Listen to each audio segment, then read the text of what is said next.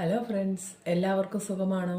എനിക്ക് സുഖമില്ലാത്തതിനാലാണ് വീഡിയോ ഇടാൻ സാധിക്കാതിരുന്നത്. ഇന്ന് നിങ്ങൾക്കായി യൂണിവേഴ്സ് എന്ത് മെസ്സേജാണ് നൽകുന്നതെന്ന് നമുക്ക് നോക്കാം.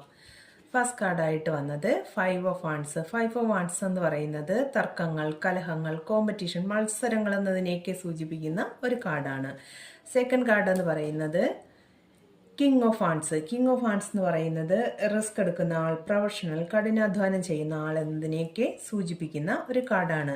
തേർഡ് കാർഡ് എന്ന് പറയുന്നത് ace of pentacles. Ace of pentacles എന്ന് പറഞ്ഞാൽ യൂണിവേഴ്സ് നിങ്ങൾക്ക് മുന്നിൽ പണസമ്പാദനത്തിന് പുതിയ അവസരങ്ങൾ കൊണ്ടുവരുന്നു എന്നതിനെ സൂചിപ്പിക്കുന്ന ഒരു കാർഡാണ്. അപ്പോൾ നിങ്ങൾക്ക് പുതിയ അവസരങ്ങൾ യൂണിവേഴ്സ് കൊണ്ടുവരുന്നുണ്ട് എന്ന് പറയുന്നു. അപ്പോൾ ഇന്ന് പണസംബന്ധമായ ഒരു എനർജിയാണ് വന്നിട്ടുള്ളത്. യൂണിവേഴ്സ് നിങ്ങളോട് പറയുന്നു, നിങ്ങൾക്ക് മുന്നിൽ പുതിയ അവസരങ്ങൾ വരുന്നുണ്ട്. അവിടെ ചിലപ്പോൾ നിങ്ങൾക്ക് കോമ്പറ്റീഷൻ ഉണ്ടാകാനുള്ള സാധ്യതയുണ്ട്. പക്ഷേ നിങ്ങൾ വളരെ പ്രൊഫഷണലാണ്. നിങ്ങൾ വളരെ ധൈര്യപൂർവ്വം മുന്നോട്ട് പോയാൽ നിങ്ങളുടെ